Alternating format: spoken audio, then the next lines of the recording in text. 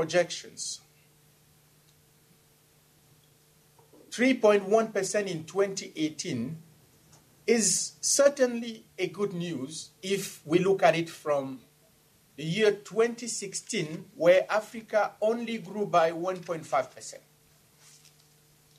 It is a good news because for the first time since 2016, the per capita growth rate will be positive again in 2018.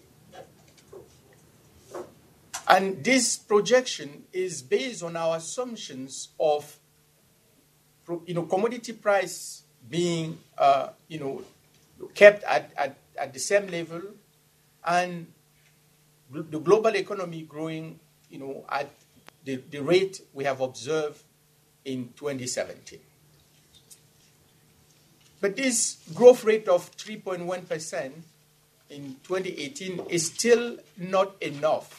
We're still very far from the growth rate Africa experienced before 2014, before the collapse in commodity prices.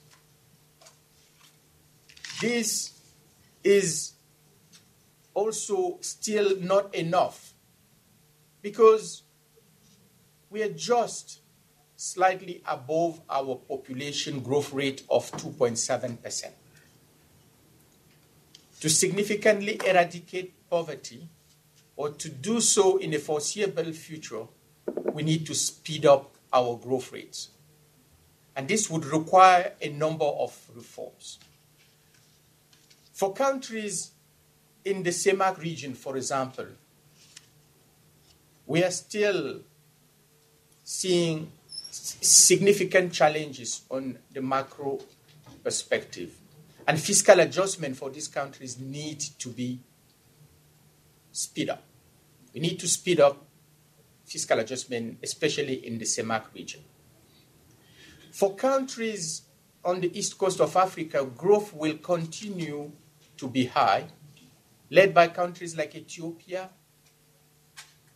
Tanzania, Rwanda, who would continue to grow at above 6%, but also with countries, such as Kenya, where growth is rebounding quite solidly.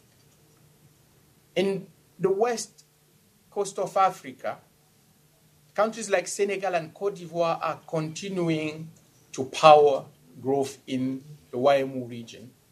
And we still have 6 of the 10 fastest economies in the world in Africa. So, it is important for our countries to do 3 things. 1, we need to speed up macroeconomic reforms. We need to continue fiscal consolidation in a number of countries. We need to deepen structural reforms that most countries have already started. And on top of the list of structural reforms to be deepened is the regulatory reform.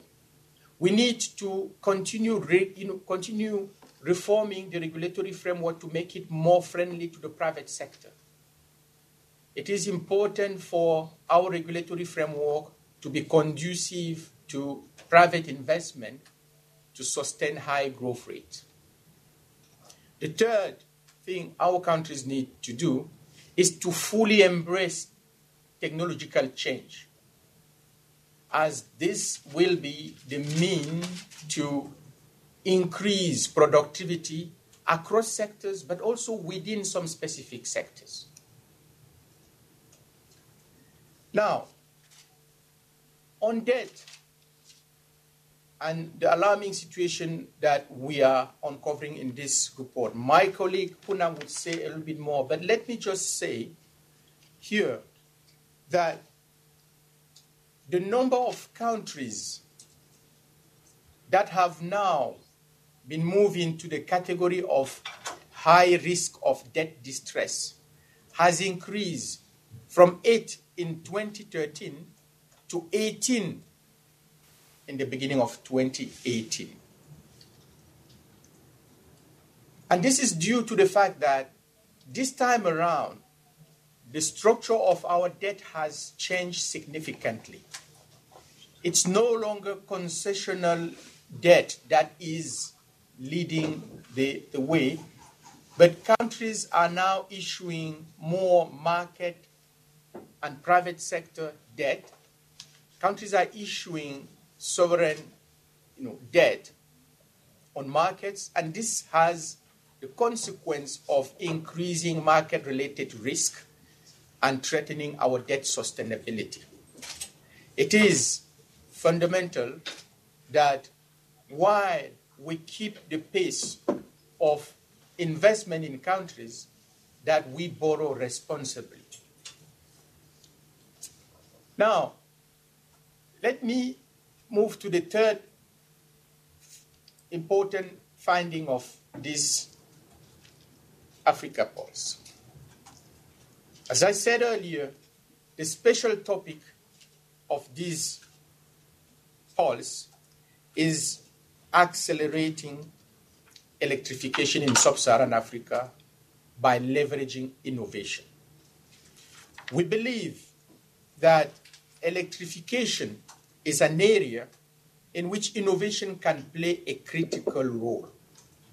And our governments, therefore, must leverage innovation to ensure quality, affordable, and sustainable electricity. The context is known. Africa has the lowest rate of electrification in the world. Only 42% of African households in 2016 had access to electricity. The situation is even worse in some fragile countries where less than 10% of the households have access to electricity. And where that electricity is available, it is not reliable always. 2/3 of African firms do not have reliable power to produce and be competitive. This is not a situation that we can be happy about, because this threatens long-term growth. Now, this report is highlighting three important facts about access to electrification. The first is that in order to address this problem, innovation will be key. But more importantly, African countries would have to use a combination of solutions involving the national grid, but also mini-grids or micro-grids to serve small concentration of electricity users, and also off-grid home-scale systems. Technical solutions in the area of solar are actually providing the possibility to leapfrog and provide electricity to maximum number of African households. But for that to happen, governance will remain key. We will have to focus on addressing the issue of pricing. We'll have to rationalize pricing of electricity. We'll have to reduce the regulatory barriers that prevent the private sector to invest either in the grid or in off-grid solutions, such as solar. Most importantly, we need to improve the efficiency of our public utilities in the electricity sectors. Only 2 utilities on the continent are recovering costs.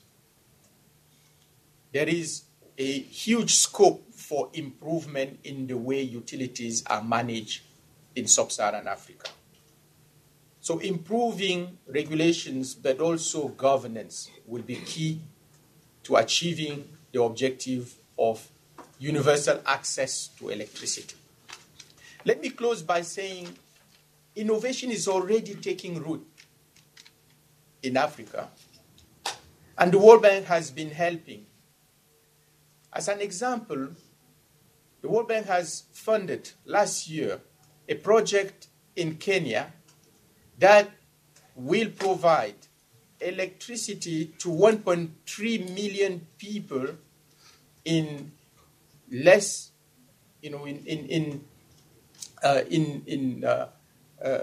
less affluent areas of Kenya, and that project would actually generate electricity from solar and from home scale solution, and provide electricity to schools, to hospitals, to healthcare centers, and to homes in underprivileged areas. That's just one example of what the World Bank is doing in this area. And we believe that by leveraging innovation, by, again, highlighting that, one, growth is rebounding in Africa, but not fast enough. Sub-Saharan Africa will grow at 3.1% in 2018 and around 3.6% in 2019-2020.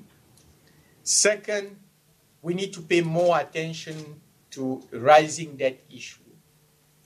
And three, our countries must fully embrace and leverage innovation to address the issue of electrification and, to provide quality, affordable, and sustainable energy to the African people.